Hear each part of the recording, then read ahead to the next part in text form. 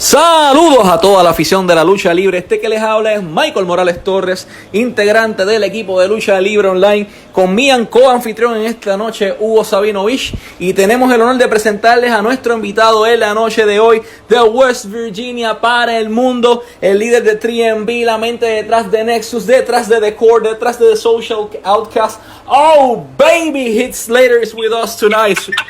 Heath, how are you doing? Oh, baby, that was a good introduction. I loved it. Thank you, sir. Made me feel special.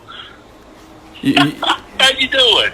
Everything's great here in Puerto Rico. Hugo is in New York. We are more than thrilled to have you with us tonight. Hugo, it's with us. What can you say to him? Oh, the fans are going to be happy with this interview because we're going to go crazy for about 60 minutes. Yo sé que la gente se va a volver loco. Heath, Slater y Hugo llevan años que estuvieron en WWE. So let me start with 15 seconds of the time that you guys were ruling WWE with the Nexus. I'll do a 15-second play-by-play. Yeah, you saw. Heath Slater, tiene John Cena, Nexus, representado por Heath Slater. Tiene la segunda Cena. Ahí está. Floor. Second Heath Slater. Atángana. All right. So now we can officially start. How? I gotta ask you this. When did you know that you wanted to become a pro wrestler? What was that pushed you to it? What said, I think I want to do that? It was my grandfather. I blame every damn bit of this on my grandfather because he's the one that set me down in the living room floor, wrestled with me, had me watching wrestling back in the day, had me going to these little independent promotions that would come around where we lived and everything. Here I am front row sitting on his knee, hooting and hollering, having a good time. So I can honestly say I have never not wanted to be a professional wrestler. So, yeah, he put that in me ever since I was a kid, like a baby. So this is all his fault.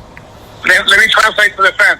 La ciudad donde estaba fue su abuelito. Yo le pregunté cómo sabía que ibas a ser luchador, cómo quería ser luchador, y entonces él me dice que su abuelito lo llevaba a las arenas aún con empresas independientes pequeñas, y él siempre se recuerda haber estado encima de la rodilla de su abuelo viendo todas estas cosas, así que él no recuerda un día donde él no quería ser luchador, siempre como que estaba él siendo luchador.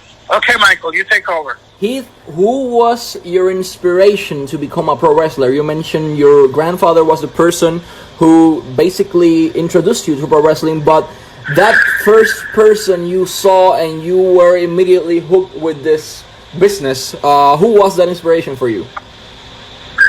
I remember being a kid and going to an old WCW event and seeing Sting, and I remember just seeing Sting for the first time and his energy and the way he looked and how the people loved him for some reason. I just was hooked on him. So ever since I was a kid, Sting was my top guy that I always liked. So I want to say I started watching because of that. Dice que desde pequeñito con la empresa WCW, él se fue inspirando en la lucha libre porque vio a un Sting y sus ojos quedaron impactados con la energía, con el dinamismo, la personalidad de Sting, así que él puede decir que él fue la influencia para él comenzar. So, okay, you started in the business. Where did you break in? And how was it? So pretty much after college and everything, I kind of messed up there. I was playing ball a little bit and wanted to have too much fun and not worry about my schoolwork. So, lost the scholarship type thing there. So, being young and dumb back in the day. But I started in Atlanta, Georgia. Atlanta, Georgia is where I first went. I went to a school down there, got trained by Mr. Hughes, was my first trainer. And, man, I was there for probably a year and a half working the indies. And then next thing you know, the developmental Deep South with WWE popped up and they hired me. Wow. Pues ahí está la parte de Atlanta, Georgia. Fue Mr. Hughes su entrenador y ahí estuvo luchando en empresas independientes y de momento aparece el contrato con WWE para la empresa de desarrollo de ellos. So Heath, you were signed by WWE in their developmental territory in 2006. At that moment, it was Deep South Wrestling, which basically existed until 2007 when you were transferred to FCW. You were there with a lot of talent, man. Talent and competition was tough at that time. You were able to win the Florida Heavyweight Championship at that moment in FCW. First of all, that was before, obviously, of NXT and all this boom in the developmental territory. How was that experience for you inside the old developmental territory?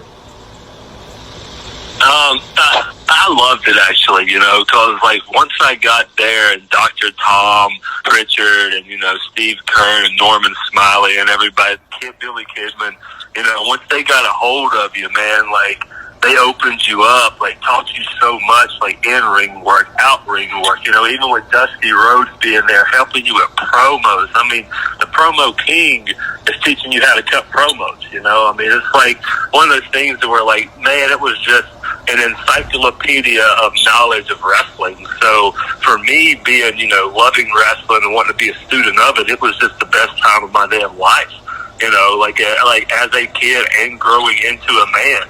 Like, just learning my craft and everything. Like, it was one of those experiences that I'll never forget in my wrestling career, just because it was just so memorable and so much fun, and I learned so much, and I got to be myself and just open up and do things that I would like to do because I had people backing me that had faith in me. And when people have faith in you, you get more confidence, and when you have confidence, you can't lose. So, I don't know, man, I love FCW. Nos menciona el territorio de desarrollo de la Florida y los nombres que menciona desde Smiley a Dr. Tom Pritchard, a Steve Kern, entre los nombres, y en la parte de los promos, el instructor era The American Dream, Dusty Rhodes. Entonces nos dice él que de momento tenía los mejores maestros en el ring, al rey de los promos, en Dusty Rhodes, enseñándole a él a hacer los promos, que le encantó estar en ese territorio y estar con toda esta gente talentosa y seguir aprendiendo. Era como convertirse de jovencito a un hombre. So then you make it to the major leagues, you are in WWE. How did you feel when it was your first day now with WWE? ¿Qué se sintió llegar a las grandes ligas y de momento saber, wow, este es mi primer día y estoy en la WWE? How did it feel when you got there? It was a dream come true. It was one of those things where it was like all you ever wanted, but it was one of those things where it was kind of weird for us because when we made it, we were in this game show called NXT at the time, like the season 1, the foundation of NXT, and it was just one of those things where, like, we were guinea pigs on a show that they didn't know what was going to happen with it. So it was kind of weird for us at first until, Nexus happened. Let me translate that. Era como una parte rara porque llegó, el sueño se hizo realidad. Estaba en WWE, pero en ese momento también estaba pasando una cosa. Ellos eran como si fueran animalitos de laboratorio de experimento, porque ahí estaban haciendo el principio de lo que todos conocen ahora como NXT, así que se sentía como raro, pero de momento estaba en el circuito grande que era la WWE. Heath, you were a huge part of the group Nexus.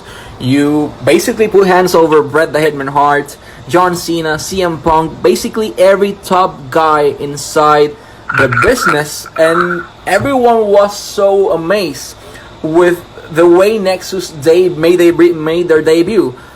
First of all, you were with good friends of yours, Wade Barrett, PJ Black, David Otunga, Michael Tarver, Darren Young, Skip Sheffield, who is right back right now, and Brian Danielson at the point.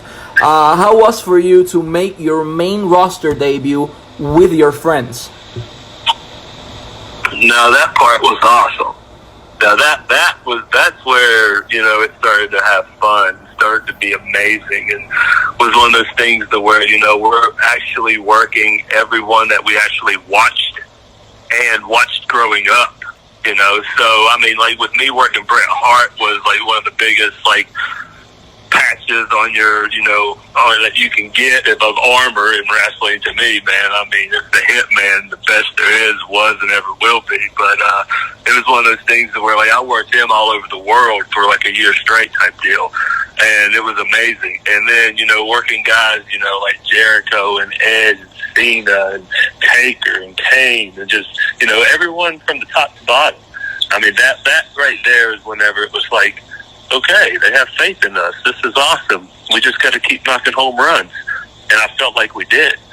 And, but it was just one of those things that was awesome to do all of that with guys beside you that you trained with, you worked with in developmental, you have personal, and business relationships with. So it was like a very good and cool experience for us.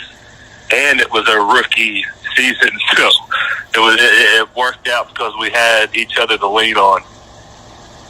Wow, muy interesante. Nos dice él que de momento llega la realidad. Michael le preguntó qué se sintió llegar al circuito grande, a las grandes ligas, a WWE, y hacerlo con compañeros tuyos, con los amigos tuyos, y saber que ya estás ahí. Y nos dice que de momento llegar con esos compañeros y estar enfrentándose a gente como Bret the Hitman Hart y los John Cena, todas estas estrellas, y cómo trabajar con ellos alrededor del mundo, y era como ellos rookies, novatos, pero a la misma vez estaban viviendo su sueño de hacerlo ante el público de todo el mundo y con gente que le estaban diciendo, confiamos en ustedes y le estamos dando la bola para que ustedes corran con la bola, y que cada lucha era una experiencia, porque era prácticamente luchar contra la gente que ellos admiraban viéndolos en televisión.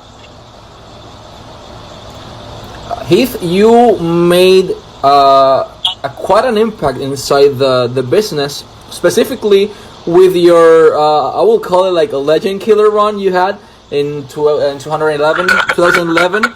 You faced Vader, Psycho Sid, Roddy Piper, Doink the Clown, DDP, Bob Backlund, Scotty 2 Hotty, Rikishi, Road Warrior Animal, Lita, Wendy Richter, among many other names that were huge, man. Cyndi Lauper. So, yes, even Cyndi Lauper was like, it was huge. First of all, you were facing the names you saw while growing up at one point. How was that experience for you? Brother, I was in like a la dreamland during all of that. Just because, like, I was saying it the other day to where I remember being that kid. Like I said, my mom and grandfather would, take me to the shows, and WCW would always come around where I lived. And I remember being that kid at the guardrail and seeing Vader walk out his singlet, black and red, with that big mastodon helmet on with the smoke flying out of it, being like, oh my God, oh no, he's a badass, And then having Sid come down, just being jacked and big as hell. And here I am, I'm like 10 years old, being like, oh my goodness, he is the ruler of the world. Look at him. and then, fast forward 15 years, here I am in the damn ring with him. Being like, what the hell? Here I am wrestling these guys now? Like, how is this happening? But, I mean, it was one of those things, man, leading up to Raw 1000. Like, it was just fun. A lot of childhood dreams came true. I mean, Cyndi Lauper, bashed the gold record over my head this time. And she was so sweet about it because I actually got cut.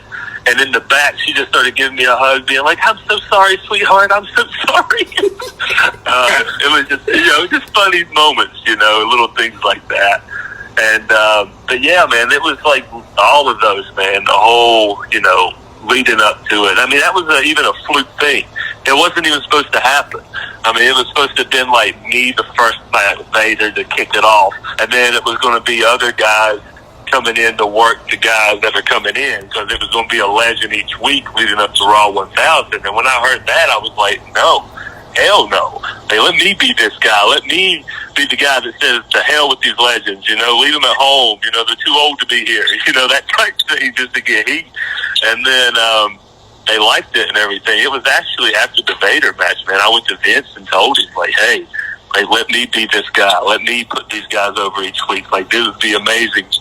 he went along with it. So thank him for that. Wow, aquí nos cuenta y aquí estamos como en exclusiva revelando unos secretos. Michael le pregunta qué sintió de momento estar en esta historia que era como lo que te llevaba al capítulo 1000 de Raw, y entonces de momento nos dice que ver estas estrellas que van a estar involucrados con él recordarse que de pequeñito él los dio a todos ellos y ahora iba a estar en el ring. Y esta historia dice que fue como algo de suerte, porque originalmente solamente iba a estar envuelto con el mastodonte que él veía, que en ese tiempo tenía el casco ese que utilizaba Vader en Japón, que tiraba humo y todo, y ahora tenía la oportunidad de él confrontarlo, y él fue el que le sugirió a Vince después de esto que por qué no era él la persona encargada de enfrentarse a todas estas leyendas y hacer que estas leyendas se sintieran bien, y Vince estuvo de acuerdo con la historia, y por eso es que tuvimos esa historia de él con esas leyendas, y dice que fue como un sueño hecho realidad y se lo disfrutó todo. Hugo, yo creo que ya es momento de preguntarle sobre, hemos tocado muchos temas felices, pero we need to talk about the thing that happened a few weeks ago. And you were employed with WWE 17 years and got the same notice, the same letter, so you should be the person asking this question. Yes. Bueno, a mí me pasó a los 17 años. Vamos a preguntarle eso. Now you know things are happening, with us in our business, we start hearing rumors. And did you know it was coming? ¿Sabías tú que iba a pasar esto del despido? ¿Te sorprendió? Did it surprise you? And how was you? How were you aware of the situation that they were not going to renew your contract? Well, the crazy thing about it is that I actually signed like a new 3-year deal about a year and some change ago, like a year and 5 months, 4 months maybe. So I was already locked down until 2022. Wow. So so I was already locked down. Like, I wasn't going anywhere until 2022 in May. I think May. So it was one of those things to where like when I heard the whole the pandemic and just flying to Orlando and not even getting used, but I mean then again you gotta admit I wasn't even getting used since Rhino left and our tag team was dropped and everything. So it was one of those things that where I show up to work, but if I can't make the cars, then what the hell am I doing there? So it's one of those things that where you don't ever expect it just because I was there for 14 years, but it was one of those things that where if it did happen, okay, we'll move on. So it was one of those things the pandemic happened, WWE put out a little something saying, we're all good, everything's good. And then next thing I know, we all got this little email clip of Vince talking about the whole pandemic and everything. And then people just started dropping, so wow. Once people started dropping, you're on Twitter, you're on Instagram, you're looking around and this and that. And then, I don't know, I was doing something with my kids. I honestly think we were doing, homeschooling, the homework and schoolwork, which is hard as hell, man. Goodness. Teachers do not get paid enough, man. Hot damn. It's one of those things where, I'm trying to teach my kids and, I'm learning also. So I'm sitting there, we're doing some homeschooling or whatever, and I look at my phone and I saw that Corrado called me. And I'm like, well, yeah. So I look at the phone and then I see a text and he's like, hey, I need to talk to you, pal. And then I looked at my wife, Steph, and I'm like, hey, I'm getting fired. And she just looked at me, she was like, no, you think? Because my buddy Hawkins called me and told me he got released, and then, a couple of the other guys was texting me and saying that they got released, and I'm just like, shit.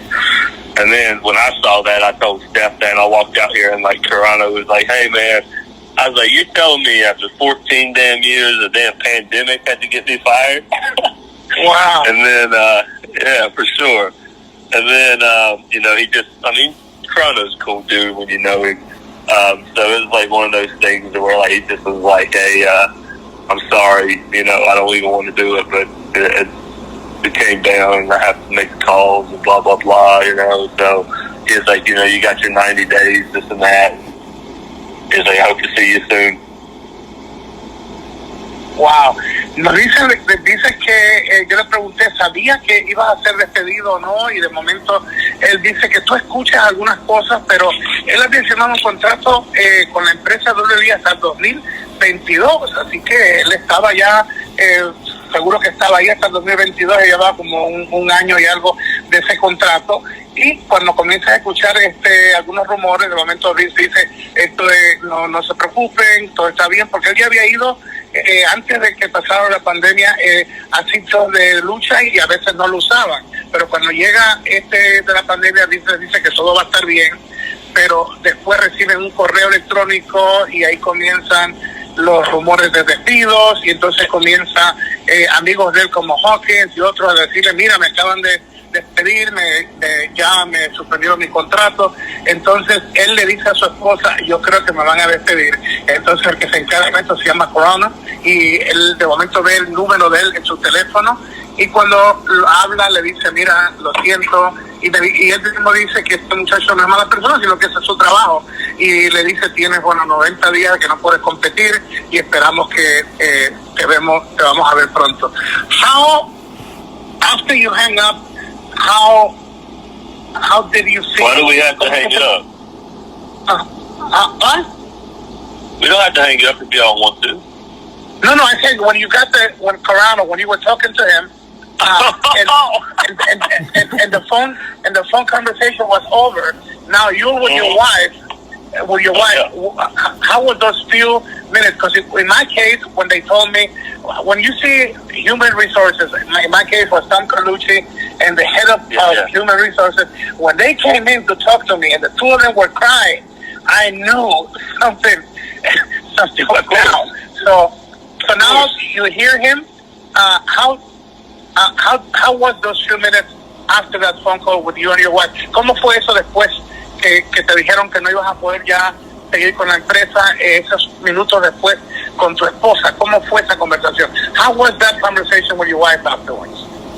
Man, it was one of those things where like where my house and how it's built, like I have like a little water view in the back, and I always have this patio where I am right now as we're speaking. This is like my little woo-saw area, like my little chilling area.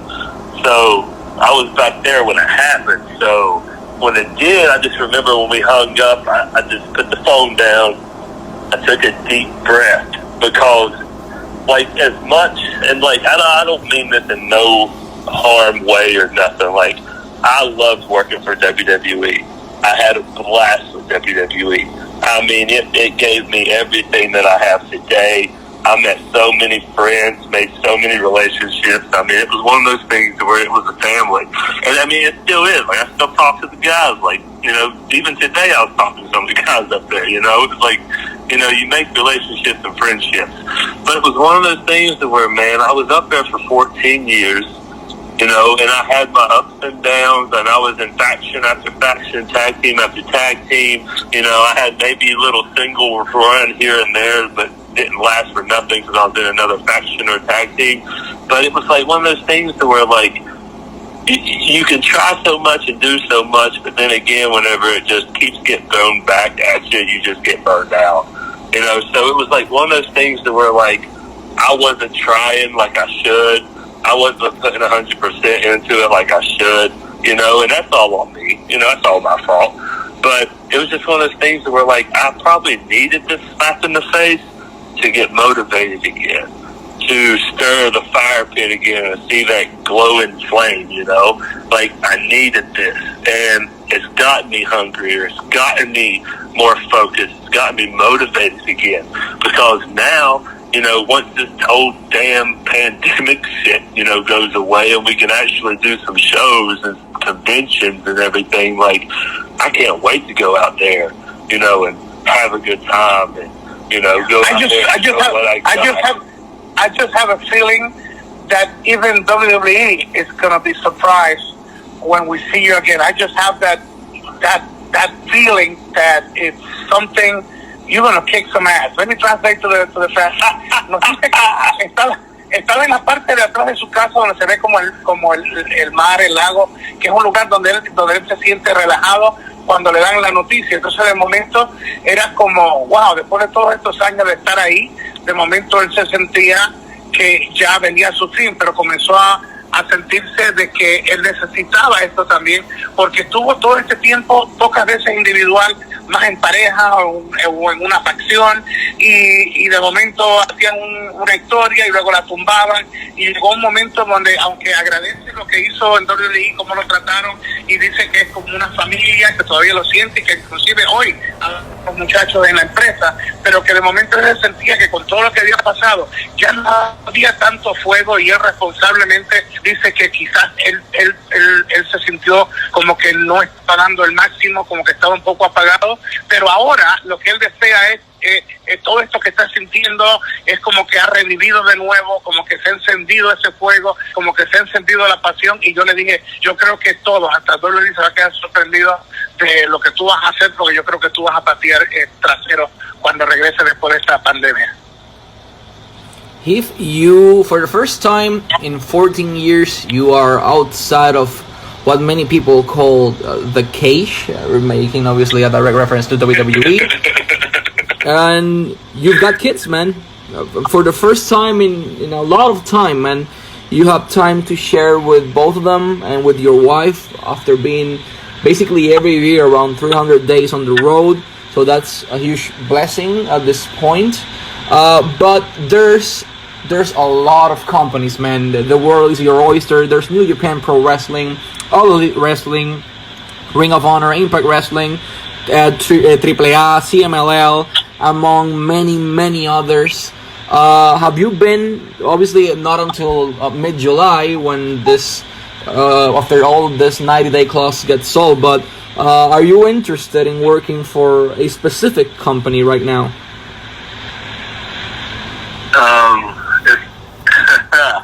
It's one of those things that, like, let me paint you a picture. Imagine, the whole 14 years being young.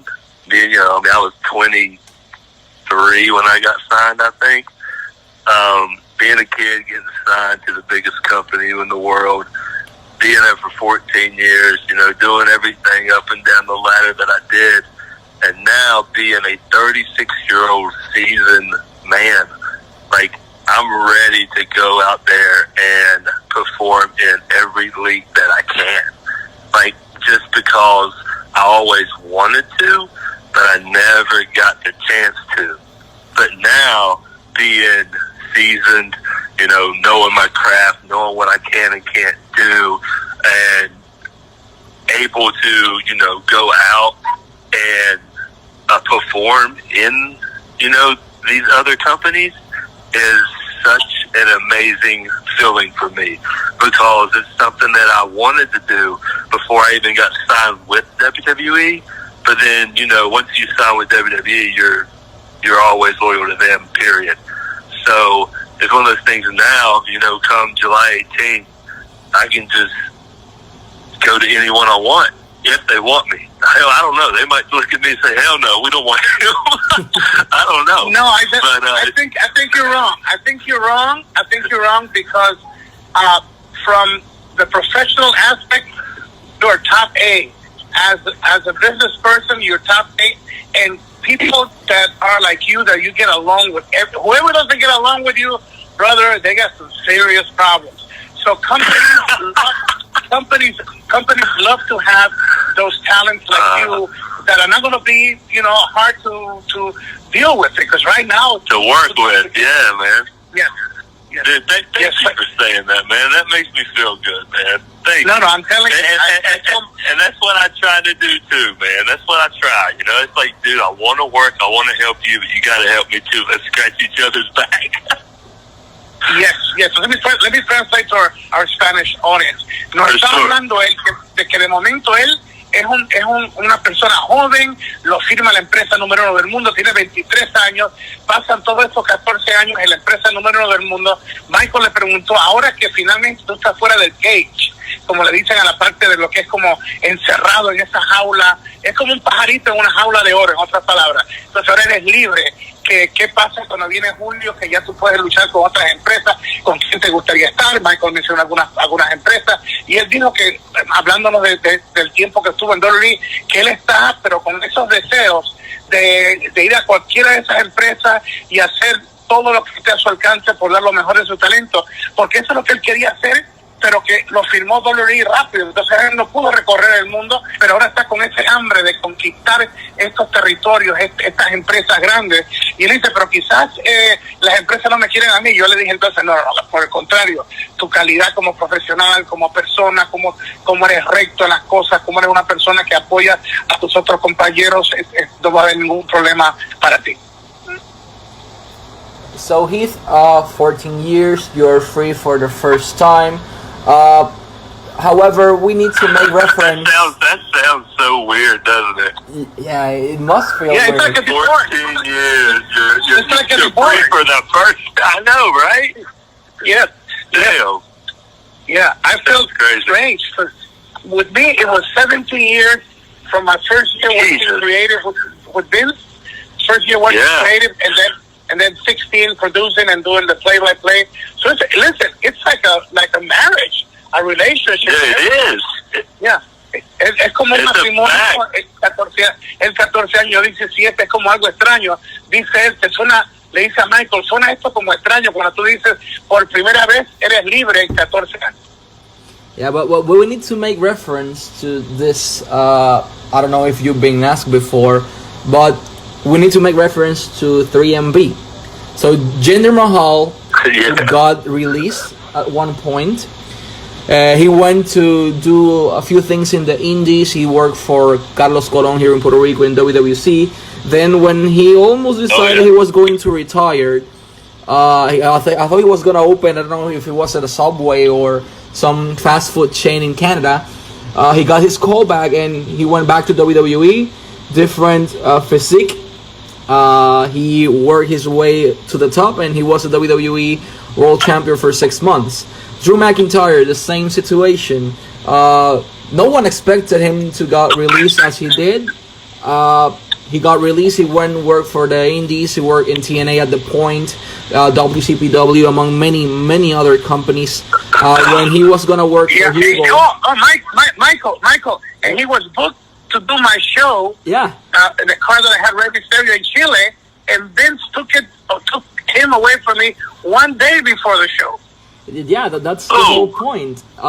He was the king of the Indies, basically, and then he got signed. He decided to work his way from the bottom to the top, and he's now the top guy on Raw. The question needs to come because we've seen you work out, and with the whole work ethic you have right now, your physique is starting to change. You're officially a free agent.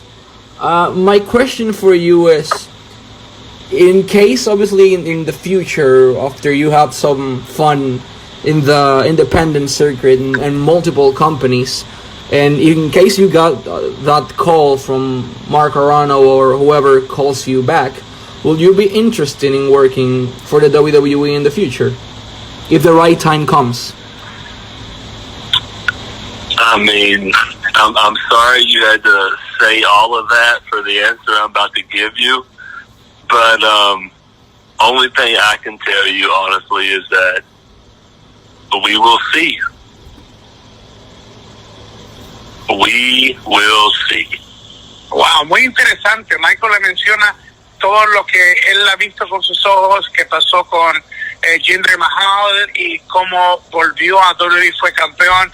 Drew McIntyre, que de momento estaba independiente, inclusive iba para Chile a luchar para mí, y Vince lo llevó rápido y lo convirtió en campeón ahora de la empresa. Le dice Michael a él, después que estés ya haciendo lo que tú haces, independientemente, libre, al fin, ¿qué posibilidades hay que ellos, o sea, si ellos te llamaran, de que tú volvieras con ellos? Entonces dice, pues Michael, siento que me hayas dicho toda esa historia, porque lo único que yo te puedo contestar es, lo veremos. Hugo, I think you need to ask Heath at this point, Hugo's a promoter in Latin America. He's working with companies in Chile, Panama, Peru, Ecuador, Puerto Rico. Basically everyone works with Hugo in Latin America. He's working for AAA in Mexico. So this question is more focused maybe for Hugo. Heath is a 4-time World Tag Team Champion in WWE, former 24/7 champion, and now a lot of names have been in the ring with him. Hell, he defeated Chris Jericho in NXT once. So he's the it guy basically every company should have. Hugo, you work in Latin America. With your experience and your knowledge, will we probably see Heath making some deal to get to some Latin American countries? Oh, definitely. Especially if I have anything to do with it. Fans that love our business, you become part of their family. And if you bring a family member to a big show in their countries, oh man, fans love that, and that's why I've been successful bringing this big promotions and shows like with Rey Mysterio and RVD and the Young Bucks and the Hardys and all the Tommy Dreamer, all these guys, because I know what. Yeah, I know, and Kenny Omega. Yeah, I know what the fans want to see, and I believe that when July comes, there's going to be a lot of people knocking at your door, my brother. And I want to say that I'm praying for you that you have your best run, and not just in the business part, but with your wife and your family. That God will bless you and protect you. Yeah. Thank you, my brother. Thank you. Hey, you got my number for any of those shows, man. You know that. It's a pleasure coming down there working with you. Dice que sería un placer. Michael le había dicho que yo corro shows, estoy asociado a empresas de AAA, a espectáculos en diferentes partes, que si habría, Michael dice, posibilidad de que lo veamos a él en uno de esos shows de garantía, seguro, y que en julio van a haber muchas personas tocando la puerta de él. Y yo le dije que yo no tengo dudas que eso va a ser así, de yo poder presentarlo en otros países o empresas que yo pueda hacer que lo presenten a él, porque la familia de la lucha libre es una familia que tú creces con ellos, y cuando tú creces con ellos eres parte de su familia. Cuando tú anuncias a una estrella como él que va a visitar en un show grande en su país, es una atracción tremenda. Y él finalizó diciendo que nosotros tenemos su número y que él le gustaría estar en cualquiera de esos shows conmigo. Heath, there's a few things you're doing right now, and it is huge for everyone. It is important to know. You're working with Pro Wrestling Tees. You have your own Pro Wrestling Tees store. You have your own Cameo, and you have a booking email. Can you tell everyone where to find you? Holy crap, man. The whole booking email is, I think it's Book Me Baby. Book Me Baby. Yeah, I came up with that. Book Me Baby. It's on my Instagram. My Instagram is just Heath with Roman numerals XXII for 22, and Twitter's the same exact, Heath with the XXII. They're both verified, so you can see it there.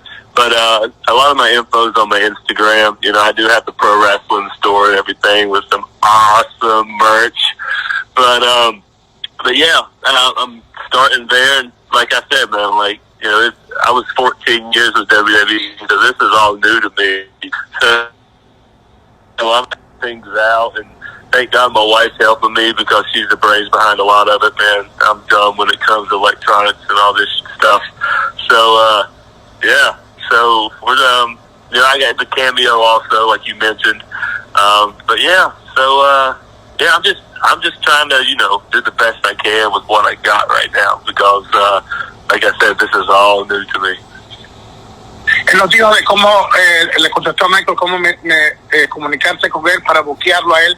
Nos dice que a través de su cuenta de Instagram dice que es algo como nuevo para él, porque lo electrónico, dice, su esposa es la que maneja todo esto de lo que es electrónico. Para él es algo nuevo, pero que tiene camisetas, tiene mercancía tremenda, y nosotros vamos a hacer lo posible de que él después nos envíe una foto con alguna de su mercancía para sacarlo en Lucha Libre Online. I was telling our fans that we were going to ask you to have a picture of you or some of your merchandise so we could promote it in our Lucha Libre Online page, because t-shirts and whatever are good stuff, but when the star is promoting it right there in the picture, it's more of an association. So if you have the time, take a couple of pictures with some of your merchandise and send it to Michael, and we will love to promote it for you. And man, I'm just excited for this new opportunity, and I think July it's going to be an ass-kicking month for you, my brother. Oh, man, thank you so much, man. I'm about to say, I'm ready to go out there and try to kick some ass. You know, I'm getting up there, so we can see what I can do. Yeah, y dice que está ansioso, y le dije que va a patear trasero en julio, y dice que está ansioso de patear trasero en julio y demostrar lo que él puede hacer. So, Michael, wrap it up. It's time to go home. Perfect. Thank you to both of you for this amazing opportunity. As I mentioned, when Hugo decides to join us, because it's really important, and this is why. Para todos nuestros fanáticos, I'm going to say it in Spanish, en español, Heath Slater está en Cameo, en Heath Miller lo puedes encontrar de esa manera. Tiene su tienda en Pro Wrestling Tees, también como Heath Miller o Heath Slater, en este caso Heath Miller. También tiene su email, es bookmebaby.22@gmail.com. Pueden conseguirlo en las redes sociales como Heath, número romano 22, o sea, XXII. Y en las diferentes redes sociales, él está ansioso. Después de 14 años está finalmente libre. Hugo está emocionado también de tenerlo. Y yo estoy seguro que a estos dos en algún momento dado, después de julio, estoy muy seguro que vamos a verlos haciendo negocio. So Heath, it's been more than an honor to have you as our guest, sir. Thank you so much, and we wish you the best of lucks and success during this independent run in your career, and obviously the best to you and your family during this coronavirus pandemic. Brother, thank you so much for having me, and dude, anytime you need me again, man, I'm right here for you guys, man. It's been awesome. Perfect. All right. God bless you, my brother. Hugo. Atángana.